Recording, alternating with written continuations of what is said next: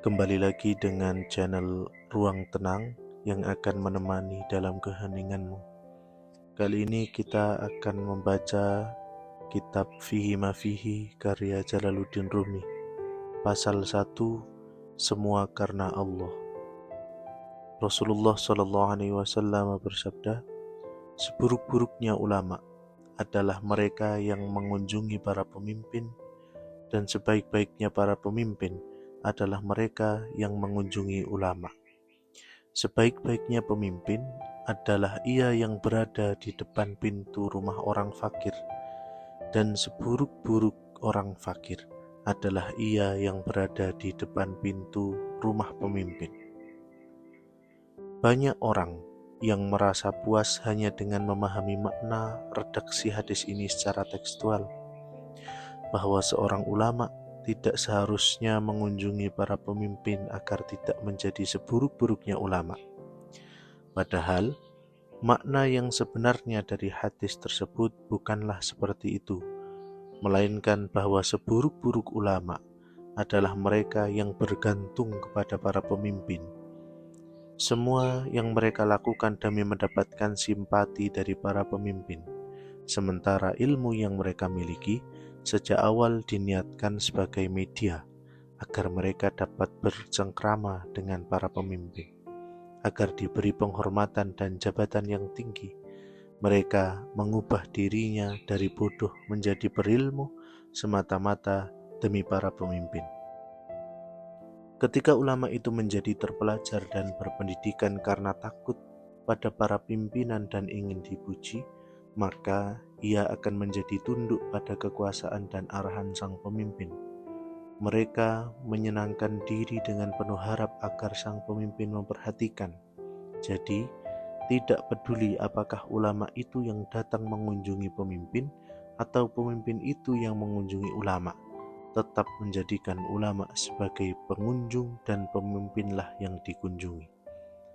Sementara ketika seorang ulama menuntut ilmu bukan demi seorang pemimpin, melainkan karena Allah semata sejak awal hingga akhir, maka tingkah laku dan kebiasaannya akan sesuai dengan jalan yang benar, karena memang itulah tabiatnya, dan mereka tidak akan mampu untuk melakukan hal yang sebaliknya, seperti ikan yang tidak bisa hidup dan tumbuh berkembang kecuali di dalam air. Ulama semacam ini memiliki akal yang dapat mengontrol dan mencegah dirinya dari perbuatan buruk. Pada waktu yang bersamaan, semua orang yang semasa dengannya akan tercerahkan dan segan kepadanya, serta memperoleh bantuan-bantuan dari cahaya dan perumpamaan-perumpamaannya, baik mereka sadari atau tidak. Ketika ulama semacam ini datang mengunjungi pemimpin, maka sejatinya dialah yang dikunjungi dan pemimpin adalah pengunjungnya. Karena dalam segala kondisi, pemimpin itulah yang memperoleh pertolongan-pertolongan dan banyak manfaat darinya. Ulama ini tidak butuh kepada pemimpin itu. Ia laksana matahari yang memancarkan cahayanya, yang tugasnya adalah untuk memberi kepada semua makhluk, yang mengubah bebatuan menjadi akik dan yakut, yang menyulap gunung di bumi menjadi tambang-tambang tembaga, emas, perak, dan besi, yang menjadikan bumi hijau, bersemi, dan yang memberkati pepohonan dengan buah-buahan yang berlimpah. Pekerjaan ulama ini adalah memberi dan tidak menerima. Dalam sebuah peribahasa Arab disebutkan, kami telah belajar untuk memberi, tapi tidak untuk menerima. Dalam kondisi apapun, ulama yang sesungguhnya adalah yang dikunjungi dan para pemimpin yang mengunjungi. Tiba-tiba muncul sebuah pikiran dalam benakku untuk menafsirkan satu ayat Al-Quran. Meskipun ayat ini sama sekali tidak ada hubungannya dengan pembahasan yang sedang kita bahas. Akan tetapi, ide ini terlintas di kepalaku sekarang, dan aku akan mengungkapkannya agar bisa diingat.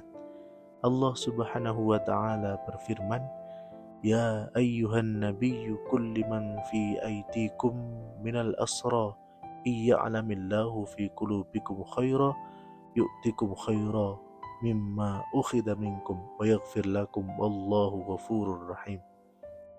Wahai Nabi, katakanlah kepada tawanan-tawanan yang ada di tanganmu, jika Allah mengetahui ada kebaikan dalam hatimu, niscaya Dia akan memberikan kepadamu yang lebih baik dari apa yang telah diambil daripadamu, dan Dia akan mengampuni kamu. Dan Allah Maha Pengampun lagi Maha Penyayang. Quran Surat Al-Anfal ayat 70.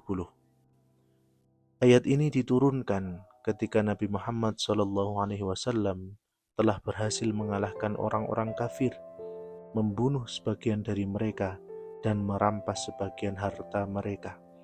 Beliau juga menawan banyak orang kafir dan membelenggu tangan dan kaki mereka.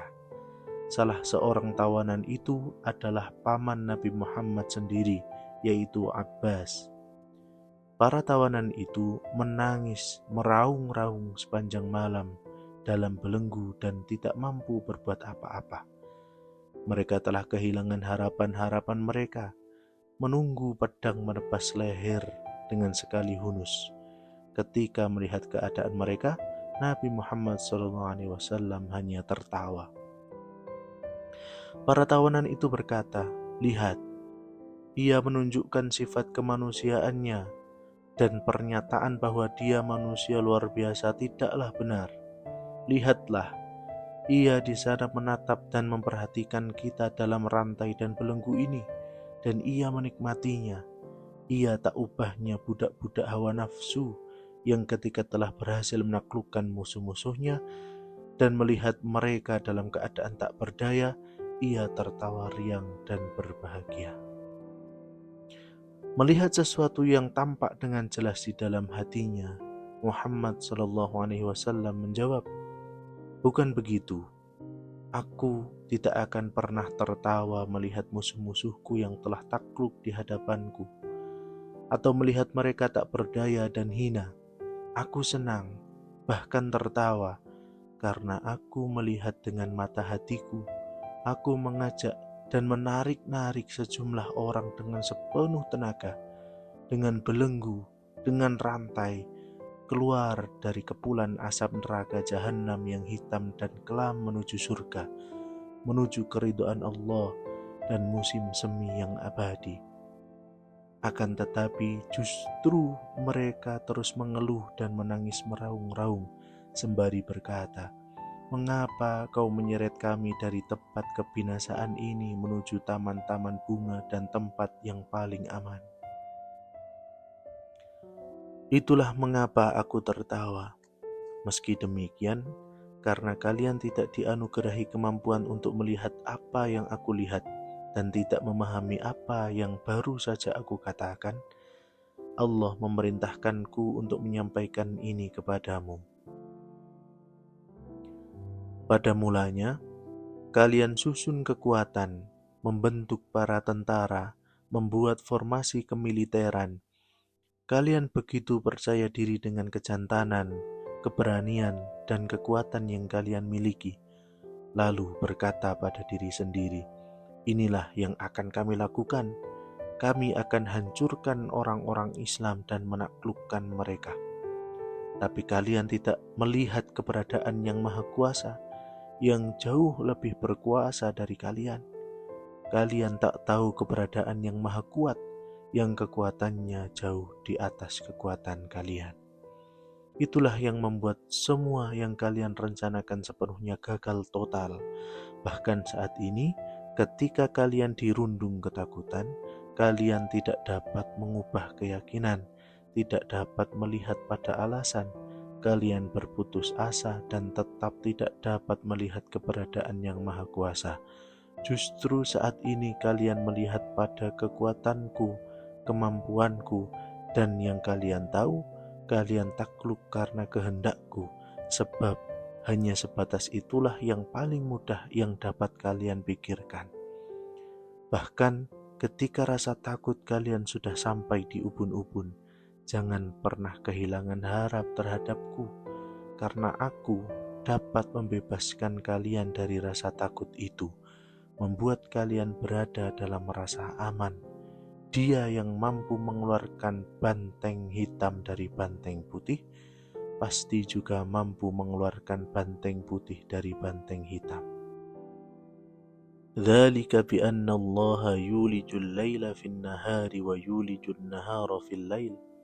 Yang demikian itu adalah karena sesungguhnya Allah berkuasa memasukkan malam ke dalam siang dan memasukkan siang ke dalam malam. Quran Surah Al-Hajj ayat 61. Yukhrijul hayya minal mayyiti wa yukhrijul mayyita minal hayy. Dia mengeluarkan yang hidup dari yang mati dan mengeluarkan yang mati dari yang hidup. Quran Surah Ar-Rum ayat 19. Sekarang, saat kamu berada dalam ketakutan yang luar biasa, jangan pernah kehilangan pengharapan terhadapku, sebab aku masih akan mengulurkan tanganku untuk kalian.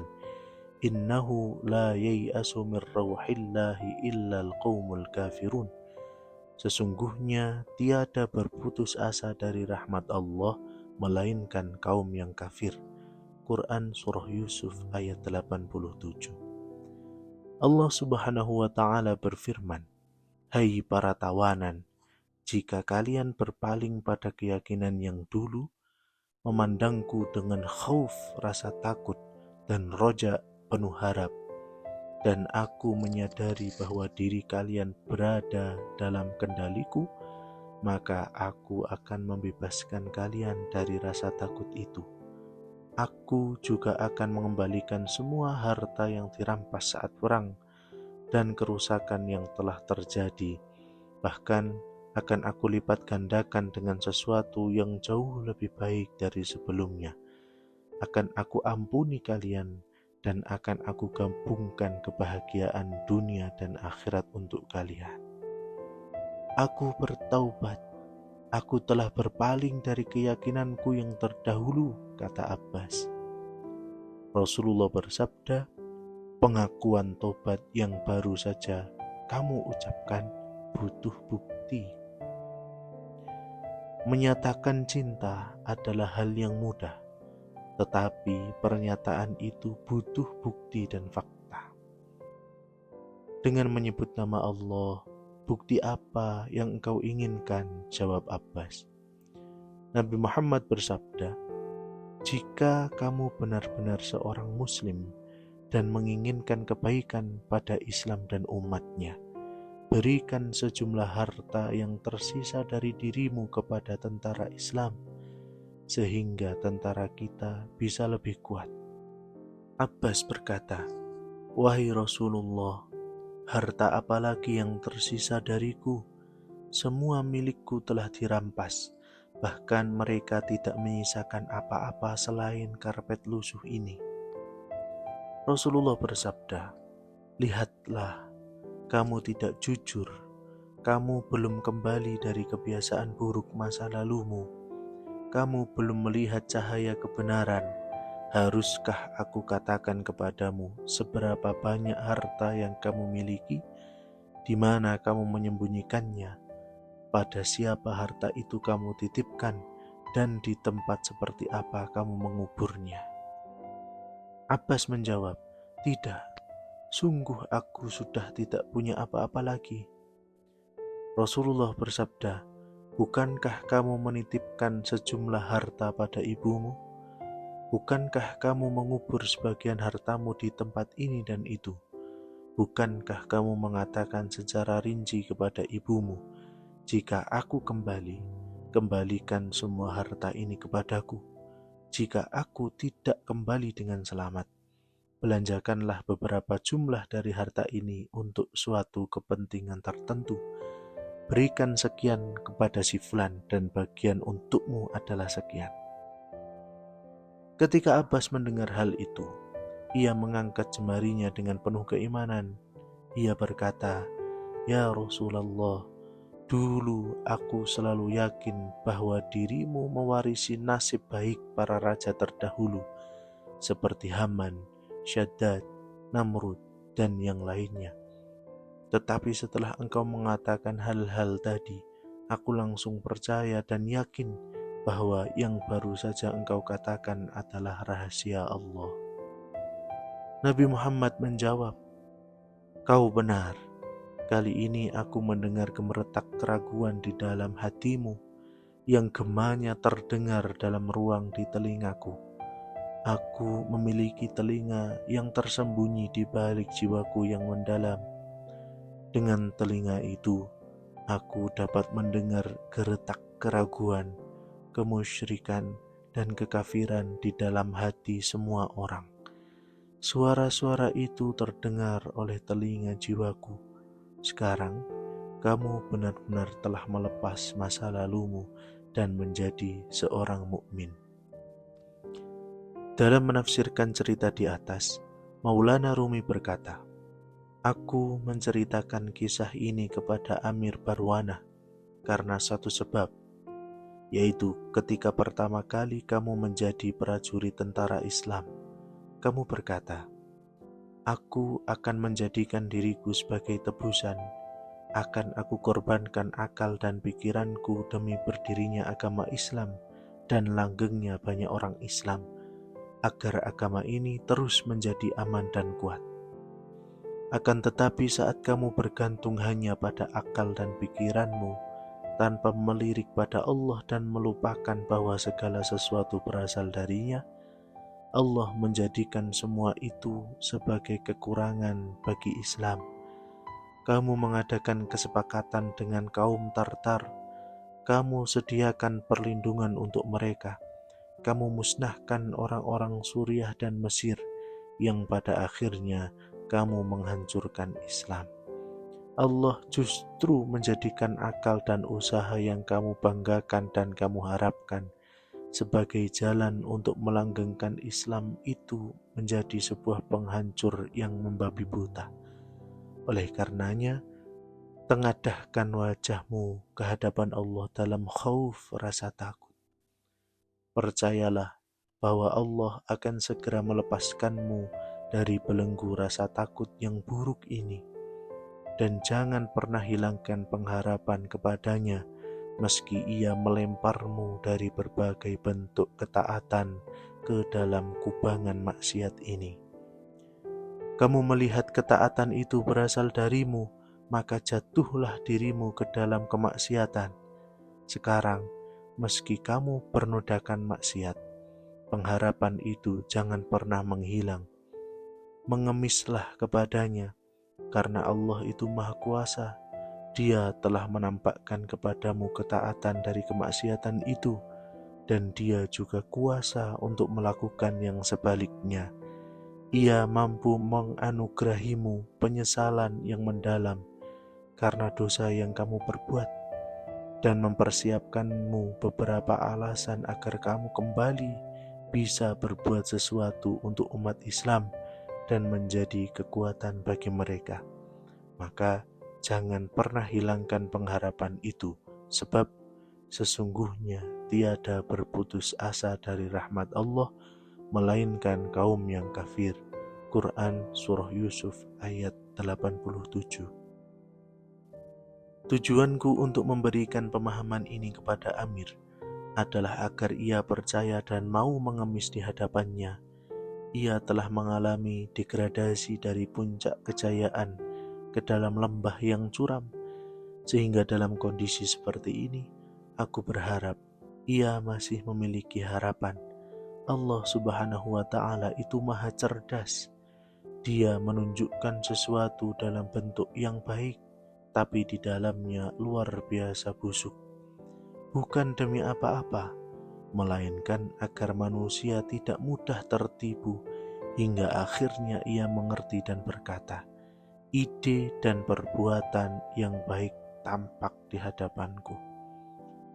Seandainya semua yang ada di dunia ini tampak sebagaimana adanya, maka Nabi Muhammad SAW yang diberkahi dengan mata yang cemerlang dan tembus pandang tidak akan menangis. Ya Allah, tunjukkan padaku segala sesuatu sebagaimana adanya. engkau memperlihatkan sesuatu yang sangat indah, tetapi ternyata sangat buruk. Engkau menunjukkan sesuatu yang sangat buruk, tapi sesungguhnya ia begitu indah. Oleh karena itu, tunjukkan padaku segala sesuatu sebagaimana adanya, agar aku tak jatuh dalam jurang kemusyrikan dan terus tersesat. Sebagus dan secemerlang apapun buah pikiranmu, tidak akan lebih hebat dari buah pikiran sang Nabi. Jadi, jangan terlalu mengandalkan akal dan pikiran. Jadilah orang yang terus mengemis dan takut di hadapan Allah Subhanahu wa Ta'ala. Tujuanku hanya menyampaikan hal ini. Barwanah menggunakan ayat dan tafsir seperti yang dijelaskan tadi, sesuai dengan kehendak dan buah pikirannya dengan berkata, saat ini kita memiliki bala tentara yang melimpah ruah, tetapi tidak seharusnya kita lantas mengandalkan mereka. Saat kita begitu terpuruk, dirundung rasa takut dan ketidakberdayaan, juga jangan sampai kita kehilangan harapan. Barwanah menggunakan ucapanku sesuai dengan kehendaknya. Inilah tujuanku menyampaikan hal itu.